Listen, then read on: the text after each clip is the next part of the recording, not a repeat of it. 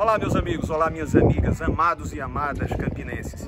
Nós estamos aqui no Conjunto Maris e eu estou revivendo um momento que para mim é muito gratificante. Vivenciei isso durante os 8 anos enquanto prefeito fui nas mais de 3.000 obras que nós entregamos à nossa cidade. E a cada uma destas, e também incluídas no programa Vias Abertas, efetivo programa Vias Abertas, onde mais de 800 ruas foram asfaltadas, pavimentadas, agora na condição de senador.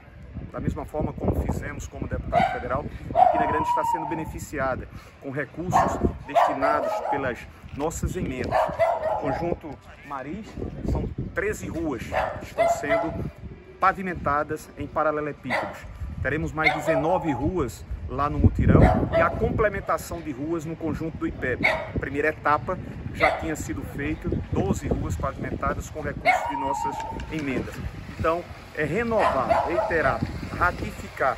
Isso que é o nosso dever, o dever de quem sabe muito bem a realidade de Campina e que não poderia ser diferente estando em Brasília, senão ajudando a nossa cidade em todos os segmentos, não apenas no urbanismo para a mobilidade urbana, mas também o centro de convenções. Foram mais de 29 milhões de reais que nós já empenhamos e, se Deus quiser, o governador João Azevedo estará até o final do ano, muito provável, dando a ordem de serviços, iniciando o centro de convenções. Então, a todos vocês, meu abraço, meu apreço, meu agradecimento pelo gesto de confiança àqueles que nos pediam, àqueles que recebiam o meu compromisso para fazer.